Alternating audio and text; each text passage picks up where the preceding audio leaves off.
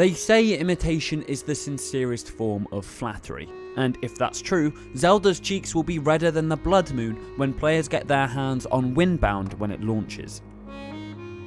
In Windbound, the influence of modern Zelda is abundantly obvious on the surface. Its painterly art style purposefully reignites memories of Breath of the Wild, and several of its mechanics and sensibilities act as a sort of roll call for some of the franchise's greatest hits. But beyond those similarities, that's where the comparisons end.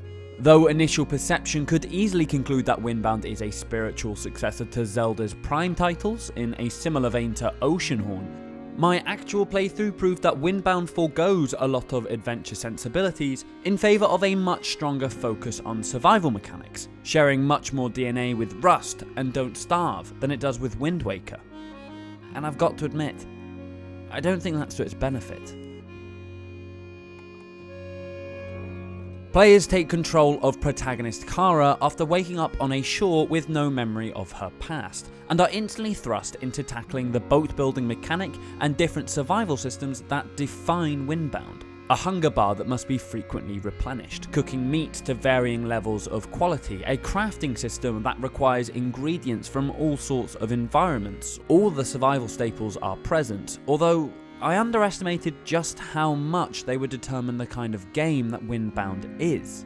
I expected an adventure game that saw me travelling to new land to chase a story-related goal, while tackling survival elements to keep me on my toes. However, it turns out Windbound is actually a survival game first and foremost, with exploration only serving as a means to keep those survival systems satisfied. Frustratingly, these survival systems dominate the general gameplay to a slightly detrimental extent. Food degrades and spoils a bit too quickly, resulting in several occasions where I would gather plenty of food to prepare for a voyage to a new land, only for it to have spoiled before I even had docked at the shore. I felt like a slave to these systems at times, like I was being actively discouraged from exploration because survival was more important. I don't have a problem with these systems, they just feel a little unbalanced. While the survivalist mode threatens permadeath, thankfully Windbound does offer an option to those who are more keen to focus on exploration and story. Storyteller mode offers checkpoints at each chapter break, slightly reduces difficulty and allows you to keep your full inventory upon respawning, though it's still not quite enough to bypass how overly distracting the hunger meter is. I expected to be spending a lot of time gathering resources to expand on my boat, but I didn't expect this endeavour to be so aimless. Each of the 6 chapters take place within their own procedurally generated archipelago, each vaster and more threatening than the last, and Kara's only goal within each chapter is to simply activate 3 shrines scattered across them. For every 3 shrines activated, you get a brief glimpse at the history of Kara's people, but that's as far as story goes in Windbound. There's no call to action.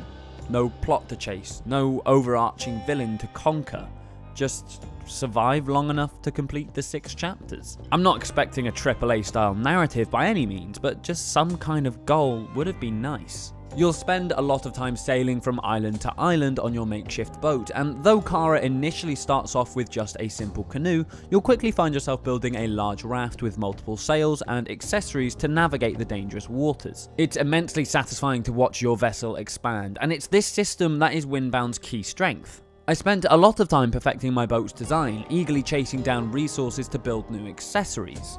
Sailing direction is controlled by raising, lowering, tightening or loosening your sail, depending on the direction of the wind. Though it's a nice way to keep the player engaged while sailing, it is a little fiddly at times, and I was often let down by this system, finding myself completely stationary with no capability to catch the wind on my sail, which frustrated me greatly.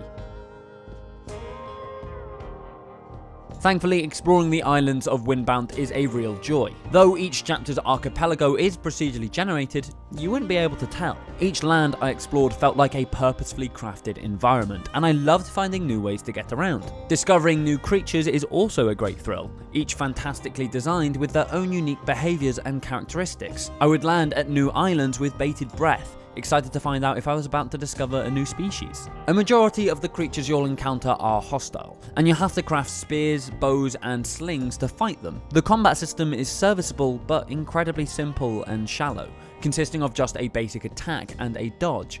though Kara is able to add a poison to her weapons in the later game, allowing you to hit an enemy with a single poison strike, then slink her off as the target slowly dies, avoiding confrontation.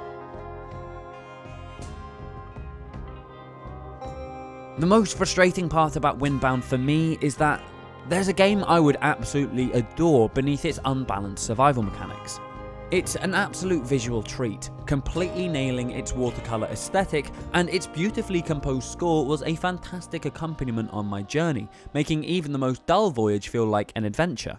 Building up my tiny little canoe into a full-scale boat is a great little pet project, and every creature is fantastically designed, from weird purple rabbits to giant bony rhinos. But I can't help but feel like there's two different games competing to be dominant here.